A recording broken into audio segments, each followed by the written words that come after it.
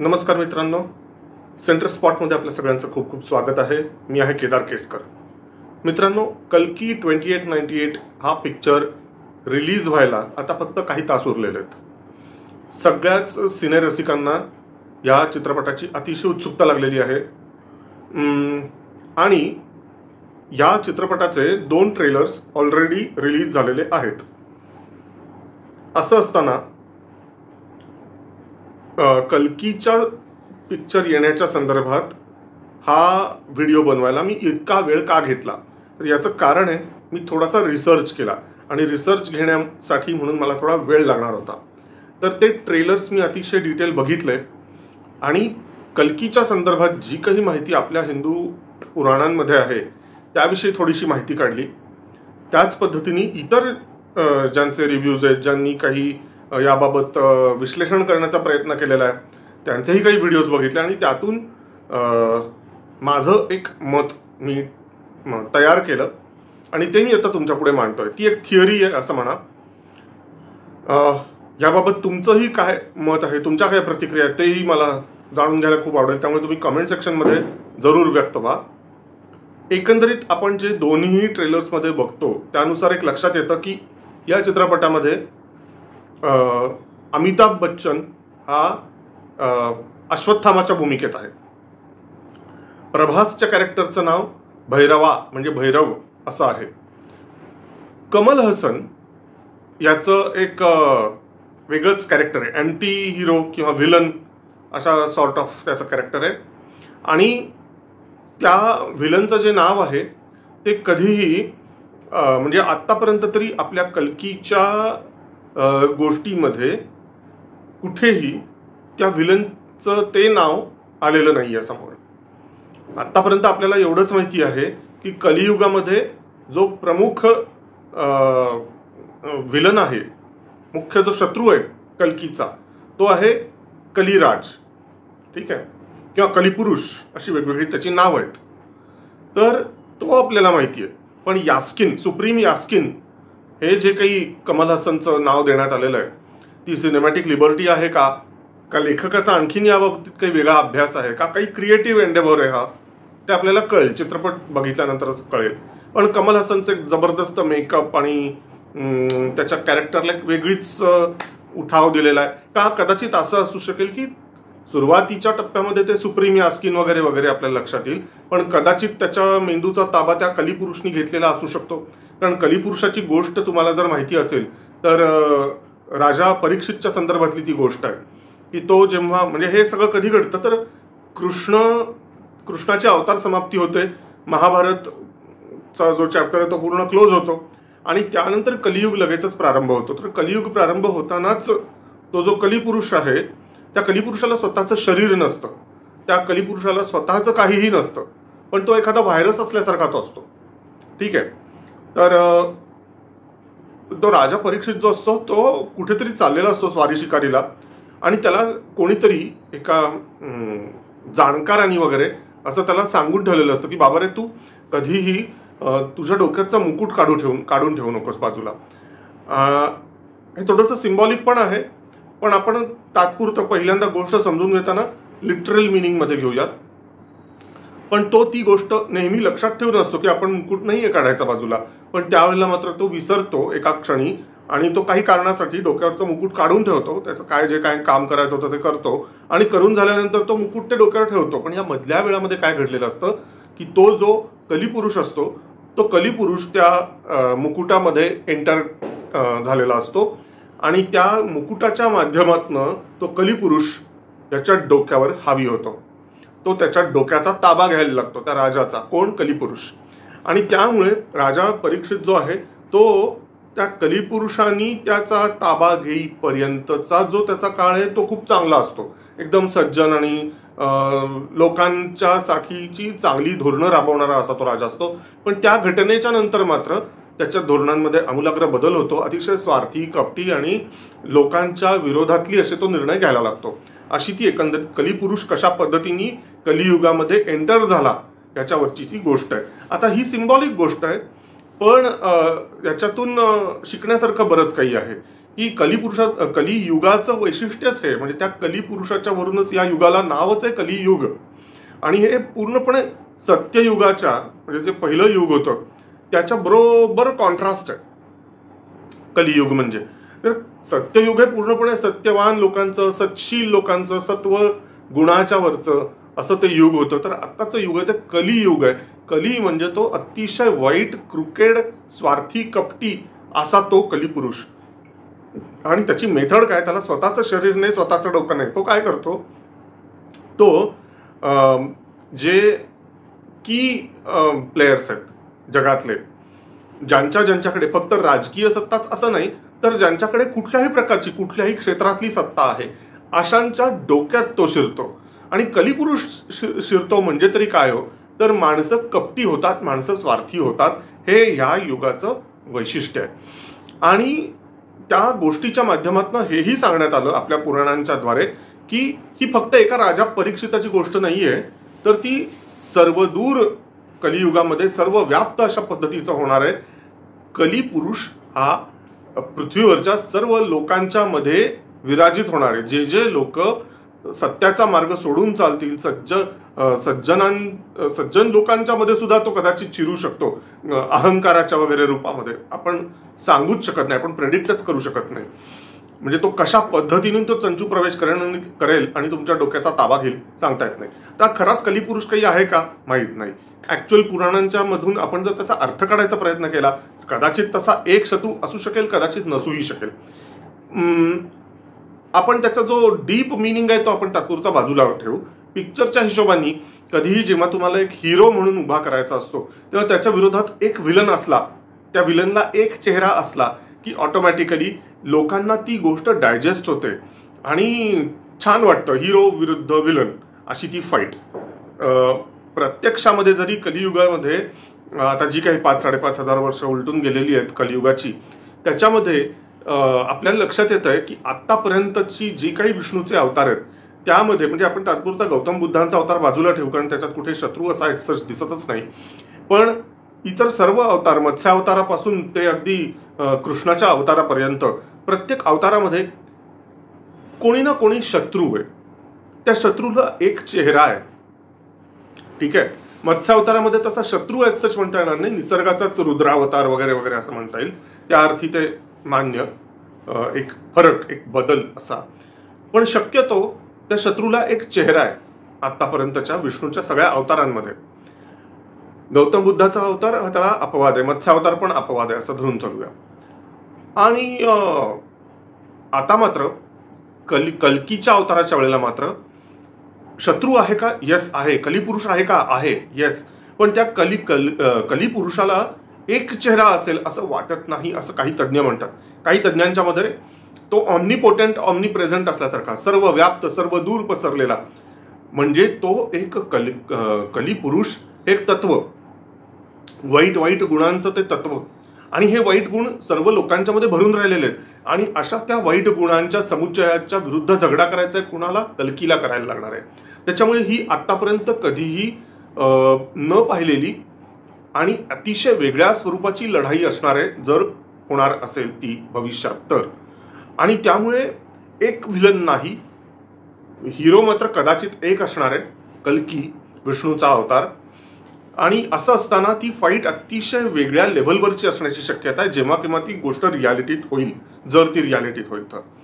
पिक्चरमध्ये मगाशी मी म्हटलं तसं हिरोला एक अँटी हिरो जर असेल, हिरोच्या विरुद्ध जर विलन असेल आणि तो जर एकच असेल, तर लोकांना त्या गोष्टी आपल्याशा वाटतात किंवा डायजेस्ट होतात पटकन. त्यामुळे त्यांना एक विलन दाखवणं आवश्यक आहे. आणि त्यामुळे आता त्यांनी जरी त्याला ते सुप्रीम यास्किन वगैरे असं काहीतरी नाव दिलेलं असलं तरी इव्हेंच्युअली तुम्हाला एक लक्षात आलं का, तुम्ही या संबंध ट्रेलर, दोन्ही ट्रेलर तुम्ही बघा, त्यात कुठे फक्त नाव येत आहे कल्की कल्की कल्की म्हणून. हा, नुसतं, अर्थात कल्कीचं नाव पण नाही, नुसतं कल्की म्हणून ते लेटरिंग्स येतात फक्त. बाकी दीपिका पदुकोण दिसते, तिच्या संदर्भात अमिताभ बच्चन म्हणतो की तुम्हारी कोख से एक बच्चा पैदा होने वाला है, स्वयं भगवान तुम्हारे कोख से आने वाला है, आने वाले हैं. म्हणजे त्यातून आपण समजून घेतोय की दीपिका पदुकोण म्हणजे तिला सम 80 म्हणजे सुमती, बहुतेक ते सम 80 हे जे काय तिचं नाव दाखवत आहेत ते म्हणजे खरं म्हणजे सुमती असणार आहे. याचं कारण कल्की पुराणामध्ये पण असं म्हटलंय, कल्की अवतार नेमका कसा असणार आहे, तर त्याच्या आईचं नाव हे सुमती असणार आहे. त्यामुळे त्यांनी असं त्याच्यात थोडंसं ट्विक्स वगैरे काय काय केलेले आहेत या चित्रपटाच्या निमित्ताने. चांगली कल्पना आहे ही. पण मग त्या दीपिका म्हणजे ही सुमती, तिच्याकडून कल्की भगवान हे इथे पृथ्वीवरती अवतरित होणार आणि म्हणून त्यांचं प्रोटेक्शन करण्यासाठी अश्वत्थामा पुढे येतोय असं या चित्रपटात सगळं दिसतंय.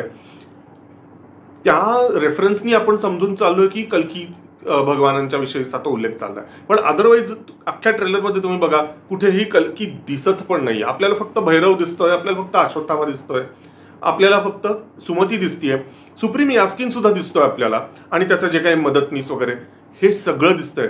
ते त्या भैरवचं वाहन, ते बुज्जी म्हणून जे म्हटलं जातंय तेही आपल्याला सगळं दिसतंय. पण या सगळ्यात कुठंही आपल्याला कल्की दाखवण्यात आलेला नाहीये. तो एक मुलगा दाखवलाय, तो कल्की आहे का? मे बी और मे बी नॉट, आपल्याला माहित नाही. या सगळ्याच्या पार्श्वभूमीवर मित्रांनो, तुम्हाला हे लक्षात घ्यायला पाहिजे, जसा कल्की नाहीये दाखवलेला तसा अजून तरी कलिपुरुषचा उल्लेख नाही आलेला थेटपणे. सुप्रीम यास्किन हाच कलिपुरुष आहे का? माहित नाही. की सुप्रीम यास्किन एक वेगळा विलन आहे आणि कलिपुरुष हा आणखीन एक वेगळा विलन आहे का? माहित नाही. कलिपुरुष असा कोणी, मगाशी मी म्हटलं तसं मेंदूचा ताबा घेणारा, तसा त्या सुप्रीम यास्किनचा मेंदूचा ताबा घेतलेला किंवा त्याच्यात काही जो काही सर्व्हर वगैरे असेल त्या सर्व्हरचा ताबा घेतलेला असा तो कलिपुरुष असणार आहे का? जो नंतर रिव्हील करतील ऍक्च्युअल मोठ्या पडद्यावरती चित्रपट जेव्हा बघाल त्यावेळेला दिसणार आहे का? असे खूप सारे प्रश्न आहेत. खूप सगळे लोक या प्रश्नाचा उलगडा करण्याचा प्रयत्न करतात की ऍक्च्युअली मग कल्की आहे कोण? कारण पिक्चरचं नाव तर कल्की दिलेलं आहे, तर नेमका कल्की कोण आहे? तर काही जणांचं मत असं आहे की चित्रपटामध्ये जेवढे दाखवलेत तेवढेच फक्त कलाकार आहेत, की अजून कोणी कलाकार आहेत जे अजून ते पत्ते झाकून ठेवलेले तर नसतील ना? काहींचं म्हणणं आहे प्रभासच्या भोवती हा सगळा पिक्चर शूट केला गेलेला आहे. तर याचा अर्थच आत्ता जरी ते भैरव वगैरे काय काय म्हटलं गेलेलं असलं तरी सुद्धा हा जो आहे प्रभास तोच कदाचित कल्की असणार. त्यांनी स्वतःची आयडेंटिटी बदललेली असणार त्या गोष्टीच्या ह्याच्यात. ते कॅरेक्टर अशा काही पद्धतीचा असेल की ज्यासाठी तो ते कॉम्प्लेक्स मध्ये त्याला जे जायचं आहे त्या कल्कीला, त्यासाठी म्हणून त्यांनी स्वतःचं रूप बदललंय का, स्वतःचं नाव, स्वतःची ओळख बदलली आहे का? म्हणजे हा प्रभासच मुळात कल्की असेल का, असं काही फॅन्सची थिअरी आहे. आता माझं याच्यावरचं स्पष्ट मत मी असं सांगतो की एक गोष्ट लक्षात घ्या मित्रांनो, हा जो चित्रपट आहे मला असं वाटतं त्याची जी डेप्थ आहे, त्याचा जो काही स्टडी झालेला दिसतोय, ज्या पद्धतीचा ट्रेलर आणि ज्या पद्धतीचा हाईप आहे आणि जी ही मल्टीकास्ट आपल्याला जी दिसतीये, या चित्रपटाच्या मागची जी स्टोरी आहे ना कल्कीची, ती जर तुम्ही नीट अभ्यासलीत तर तुम्हाला लक्षात येईल की हा एका पिक्चरचा विषय नाहीये. माझं स्पष्ट मत असं आहे की हा पिक्चर बघितल्यानंतर तुम्हाला लक्षात येईल कदाचित की हा कदाचित एका ट्रायलॉजीचा पहिला पार्ट दिसतोय. म्हणजे 3 पिक्चर कदाचित येणार असतील, त्याच्यातला हा पहिला पार्ट असणार आहे बहुतेक. किंवा जर हे 2 पार्ट्स मध्ये जर येणार असेल तर त्यातला हा पहिला पार्ट आहे, सिक्वल नंतर येईल. मला तरी असं स्ट्रॉंगली वाटतंय. मग या पहिल्या पार्ट मध्ये काय एस्टॅब्लिश होत आहे, तर बॅकग्राऊंड एस्टॅब्लिश होतीये. ते जे सिनेमॅटिक युनिव्हर्स जे आहे कल्कीचं, तो काळ नेमका काय, तो 2898 AD असं जे म्हटलेलं आहे, तो काळ उभा करायचा आहे त्यांना. त्यासाठी थोडा वेळ लागणार आहे त्यांना चित्रपटातून जे दाखवत आहेत ना, वाराणसी किंवा काशी हे शेवटचं मानवी शहर म्हणून ते दाखवत आहेत. शेवटचं आणि पहिलं, म्हणजे आपल्या पुराणांच्या नुसार ते पहिलं शहर होतं जिथून सगळी मानवी वसाहत निर्माण झाली, आणि मग ते शेवटचंही शहर तेच आहे हे त्यांना दाखवायचंय. त्याच्यामुळे ह्या चित्रपटामध्ये, आणि बरं त्या काळात पाणीच कुठं नाहीये, पाणी कुठंच नाहीये, कुठेही झाडं दिसत नाहीयेत. ती एक पोस्ट अपोकॅलिप्टिक किंवा डिस्टोपियन अशा पद्धतीचं ते जग आहे जे आपण ड्यून मध्ये बघतो, मॅड मॅक्स मध्ये बघतो. सो तो एक युनिव्हर्स त्यांना एस्टॅब्लिश करायचा आहे. त्यासाठी त्यांना काही वेळ द्यावा लागणार, त्यात एक 15-20 मिनिटं जाणार. त्याच पद्धतीने काही जी कॅरेक्टर्स आहेत ती त्यांना तिथं उभी करायची आहेत. म्हणजे मग अश्वत्थामा असेल, ती सुमती असेल, प्रभास असेल, प्रत्येकाच्या काही ना काहीतरी बॅक स्टोरीज असतील. ठीक आहे, कॅरेक्टर उभं करायचं म्हणलं तर त्याला थोडा वेळ द्यावा लागतो. आणि आपण ट्रेलर्समध्ये बघितलंय की तुम्हाला यंग अमिताभ बच्चन पण दिसतो. म्हणजेच अश्वत्थामाचा महायुद्ध काळातलं जे युद्ध आहे त्यातला एक पार्ट सुद्धा बहुतेक त्या चित्रपटामध्ये येईल की ज्यामध्ये आपल्याला दिसतं की कशा पद्धतीने कृष्णाने अश्वत्थामाला शाप दिला, कारण त्यांनी पांडवांच्या मुलांचा खात्मा या अश्वत्थामाने केला होता. तर तो जो रेफरन्स आहे ना, हिस्टॉरिकल रेफरन्स, त्यामध्ये त्यांना काही काळ दाखवायला लागणार आहे. या चित्रपटातला एक सायझेबल अमाऊंट त्यासाठी असणार आहे. त्याच पद्धतीने सुप्रीम यास्किन आणि ते कॉम्प्लेक्स मधलं विश्व नेमकं कसं असणार आहे तेही दाखवलं जाणार आहे. त्याच पद्धतीने शंभाला, ते म्हणजे थोडक्यात शंभल ग्राम असं पण त्याला पुराणांमध्ये म्हटलं जातं, मराठीमध्ये संबळ असं सुद्धा म्हटलं जातं. तर नेमकं काय आपल्याला काहीच माहित नाही. तर ते जे काही शंभाला किंवा शंभल ग्राम जे आहे तेही त्यांना उभं करायचं आहे. आणि एकंदरीत असं दिसतंय की ते बहुतेक तिबेटमध्ये कुठेतरी आहे, अशा पद्धतीने ते पिक्चरमध्ये तरी निदान दाखवता आहेत. तर हे सगळं उभं करण्यासाठी त्यांना बऱ्यापैकी वेळ लागणार आहे. त्यामुळे या चित्रपटामध्ये जर कल्कीचं प्रवेश जर झालाच तर कदाचित सुमतीच्या पोटी कल्की या बाळाचा जन्म झाला असं कदाचित ह्या पिक्चरमध्ये दाखवलं जाईल आणि तिथंच तो पिक्चर तात्पुरता थांबवतील आणि टू बी कंटिन्यूड म्हणतील ते. हा माझा अंदाज सांगतोय मी. माझ्या कल्पनेप्रमाणे ह्याचे 3 पार्ट्स येतील. सेकंड पार्ट जो असेल त्याच्यामध्ये एक अतिशय महत्वाची गोष्ट जे बरेच लोक मिस आउट करतायत ते म्हणजे कल्कीच्या मदतीला फक्त एकटा अश्वत्थामा येणार नाहीये. आता त्यांनी भैरव म्हटला. कल्कीच्या संदर्भात एक महत्वाची गोष्ट अशी आहे की प्रत्यक्ष शंकराच्याकडनं कल्कीला एक गिफ्ट मिळणार आहे. तर ते गिफ्ट म्हणजे नेमकं काय असणार आहे, तर एक जबरदस्त असं त्याला ते शस्त्र मिळणार आहे. शस्त्र नाही, सॉरी, काय म्हणायचं, वाहन. देवदत्त नावाचा घोडा हा शंकराच्याकडनं त्याला मिळणार आहे कल्कीला, असं म्हटलं जातं. काही जणांचं म्हणणं असं की हा जो प्रभासचा कॅरेक्टर आहे ना, भैरवा म्हणजेच भैरव, तर भैरव म्हणजेच शंकराचा अवतार.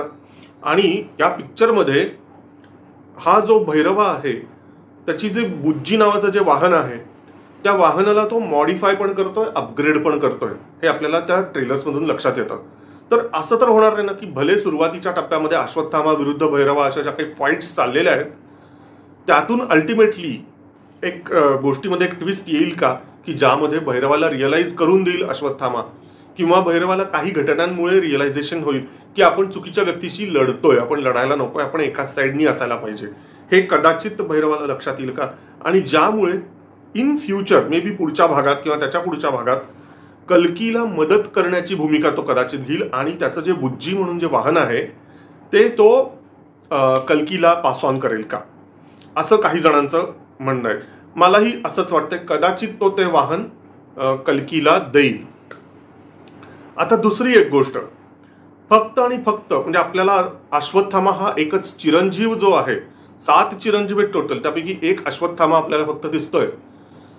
तर या चित्रपटामध्ये कदाचित म्हणजे पहिल्या पार्टमध्ये कदाचित अश्वत्थामा आणि आणखीन एक कोणीतरी 7 पैकी आणखीन एक कोणीतरी चिरंजीव कदाचित ते आपल्याला दाखवतील, कदाचित दाखवणार नाहीत. मात्र सेकंड पिक्चर जर आला आणि तो येईलच असं वाटतंय मला, तर सेकंड पिक्चरमध्ये ते कदाचित आणखीन काही जे चिरंजीव आहेत जसं की परशुराम, कारण पहिल्या पार्टमध्ये कल्कीचा जन्म, दुसऱ्या पार्टमध्ये कल्कीचं ट्रेनिंग, त्याचा युद्धाभ्यास. आणि आपल्या पुराणांच्या नुसार कल्कीला युद्धशास्त्राचं ट्रेनिंग कोण देणार आहेत, तर स्वतः परशुराम देणार आहेत. आणि परशुराम हे एक चिरंजीव आहेत. त्यामुळे परशुरामाची एंट्री ही या चित्रपटाच्या निमित्तानेची एंट्री, कारण ते चिरंजीवच आहेत, त्याच्यामुळे कसली एंट्री आणि कसलं काय. तर सेकंड पार्टमध्ये आपल्याला परशुराम कदाचित दाखवतील आणि परशुराम हे कल्कीला ट्रेन करतील आणि त्याला होपफुली ते शस्त्र सुद्धा देतील. त्याच पद्धतीने कदाचित इतरही काही जे चिरंजीव आहेत जसं की बिभीषण असेल, असे काही चिरंजीव सुद्धा त्या चित्रपटात एंटर करताना आपल्याला दिसतील. आणि कल्की हा आता बाळ दाखवणार नाहीत सेकंड पार्टमध्ये, त्याच्यात तो बऱ्यापैकी मोठा झालेला वगैरे असं दाखवतील. थर्ड पार्ट जो आहे ना त्यामध्ये खऱ्या अर्थाने आणि अर्थात सेकंड पार्टमध्ये सुप्रीम यास्किन हा कसा कलिपुरुषमध्ये कन्व्हर्ट होतोय असं कदाचित दाखवतील, किंवा कलिपुरुष एक कम्प्लिटली वेगळी एंटिटी म्हणून त्यांना दाखवायची असेल, जे काही असेल. पण त्याचाही एकीकडे तो जो कोणी व्हिलन आहे त्याचाही कॅरेक्टर ग्राफ असा डेव्हलप होताना ते सेकंड पार्टमध्येच दाखवतील. थर्ड पार्ट जो आहे ना तो फार भारी असणार आहे. थर्ड पार्टमध्ये म्हणजे हे माझी थिअरी आहे ही, थर्ड पार्ट हा एक लार्जर दॅन लाईफ अशा पद्धतीचा एपिक बॅटल्सनी भरलेला, इन्क्लुडिंग मुख्य बॅटल, मेन बॅटल तर असेलच असेल सगळ्यात शेवटी, पण इतर सुद्धा छोट्या छोट्या बॅटल्स असतील आणि त्या बॅटल्सची रेलचेल असेल, ज्यामध्ये मुख्य बॅटल ही कल्की विरुद्ध कलिपुरुष ही तर असेलच असेल, मात्र इतर बॅटल्समध्ये 7 चिरंजीव प्लस भैरवा प्लस देवी देवता इतर सगळ्या प्लस गणपती सुद्धा पाहिजे असे सगळे दाखवतील. आणि 7 चिरंजीवी दाखवणार म्हणजे त्याच्यामध्ये प्रत्यक्ष हनुमानजी सुद्धा कदाचित दाखवतील असं मला वाटतं, माझी अशी समजूत आहे. कारण या 7 चिरंजीवींना मोक्ष नाही, जोपर्यंत कल्कीचं कार्य पूर्ण होत नाही तोपर्यंत या 7 चिरंजीवांना मोक्ष नाही. कारण एकदा का हे मन्वंतर झालं की त्यानंतर म्हणजे हे मन्वंतर होणार आहे आता जे होणार आहे, कारण हे वैवस्वत मनूच्या काळातलं हे कलियुग समाप्ती होणार, या चित्रपटाच्या मधलं तरी सांगतोय मी. तर वैवस्वत मनूच्या ह्याच्यामध्ये या मन्वंतरामध्ये जे टोटल म्हणजे मनूंची पण गोष्ट आहे माहिती आहे ना, 7 मनूंची गोष्ट आहे, त्याच्यातला हा वैवस्वत मनू आहे. त्याच्यानंतर जो कोणी मनू येणार आहे तर त्या वेळेला मन्वंतर होणार आहे, नुसतं युगांतर होणार नाही, मन्वंतर होणार आहे. तर त्यावेळेला वेगळे 7 चिरंजीव असणार आहेत. हे आत्ताचे जे 7 चिरंजीव आहेत ते त्यावेळेला राहणार नाहीत पुढच्या चक्रांमध्ये, पुढच्या युगचक्रांमध्ये. तेव्हाचे सप्तचिरंजीव टोटली वेगळे असणार आहेत. त्यामुळे ह्या 7 चिरंजीवांचं कार्य पूर्णपणे कल्कीच्या भोवती फिरणार आहे. आणि त्यामुळे कल्कीची गोष्ट ही फक्त अश्वत्थामानी नाही कम्प्लीट होऊ शकत, नुसत्या भैरवानी नाही कम्प्लीट होऊ शकत. त्यामध्ये हनुमानजी पाहिजेत, विभीषणजी पाहिजेत, व्यासमुनी पाहिजेत, असे परशुरामजी पाहिजेत, असे सगळे ती स्टार स्टडेड अशा पद्धतीची ती गोष्ट व्हायलाच पाहिजे. त्याशिवाय कल्की भगवानांची गोष्ट सांगून होणार नाही. त्यामुळे आय स्ट्रॉंगली रेकमेंड की मित्रांनो, आत्ता काहीच गृहीतक कसलंच ॲझम्पशन घेऊन हा चित्रपट बघायला जाऊ नका. मला अगदी मनापासून वाटतं की हा एका पिक्चरमध्ये या पिक्चरची गोष्ट नाही सांगून होणार आहे. 3 पार्ट्स येतील गॅरंटी, 3 नाहीतर कमीत कमी 2 तर येतीलच येतील. एक मोठा सिनेमॅटिक युनिव्हर्स आपल्याला बघायला मिळणार आहे, एपिक बॅटल्सनी भरलेला, प्रचंड VFXनी भरलेला. आणि लेट्स होप, फिंगर्स क्रॉस्ड, की आपल्याला आपल्या डोळ्यांचं पारणं फेडणारं असं जबरदस्त पिक्चर बघायला मिळू देत. आणि आय रिअली फील की आजपर्यंत बॉलिवूड पिक्चरमध्ये हॉलिवूडच्या पिक्चरना टक्कर देऊ शकेल असे चित्रपट नव्हते बनलेले. म्हणजे मला म्हणायचंय फायटिंगच्या दृष्टीने, ऍक्शन मूव्हीच्या दृष्टीने, VFXच्या लेव्हलच्या दृष्टीने, होय करोडो शेकडो करोडो रुपये आपण खर्च करत होतो बॉलिवूडच्या मूव्हीजमध्ये, अगदी तुमचा बाहुबली सुद्धा. पण ती लेव्हल गाठता येत नव्हती. पडद्यावरती आपण तो पिक्चर बघताना कळत होतं की अरे काय आहे तो, खोटा बैल आहे तो. कळत होतं की ते नारळाच्या झाडाला असं माणसं लावून अशी फेकता येऊ शकतात का किल्ल्यांवरती, काही वाटेल ते दाखवलं जात होतं. आणि अर्थात ते आपलेच जात आपले चोट म्हणून आपण ते सगळं डायजेस्ट करत होतो. पण जागतिक, not just Hollywood, even Chinese किंवा रशियन किंवा इतर जे काही आहेत युरोपियन कंट्रीजमधले पिक्चर, स्टँडर्ड खूप हाय झालेलं आहे ॲनिमेशनचं. तर लाईव्ह ॲक्शन ॲनिमेशनच्या मध्ये भारतीय चित्रपट सुद्धा त्यांनी उत्तुंग भरारी घ्यावी असं मला मनोमन वाटतं. आणि अपेक्षा आहे कल्की चित्रपटाच्याकडनं ही अपेक्षा आपली पूर्ण होईल कदाचित. तर मित्रांनो, माझं मत किंवा माझी ही थिअरी तुम्हाला कशी वाटतीये? तुमची काही वेगळी मतं आहेत का? कमेंट सेक्शनचा उपयोग करा, जरूर तुमची प्रतिक्रिया लिहा. तुमचे काही प्रश्न असतील तर जरूर तिथे मांडा, आपण त्या प्रश्नांची उत्तरं देण्याचा प्रयत्न करू. मित्रांनो, सेंटर स्पॉटवरचे हे व्हिडिओज तुम्हाला आवडत असेल तर लाईक, शेअर करा आणि सेंटर स्पॉटला सबस्क्राईब करायला विसरू नका. लवकरच पुढचा व्हिडिओ घेऊन येईन, तोपर्यंत बघत राहा सेंटर स्पॉट. धन्यवाद.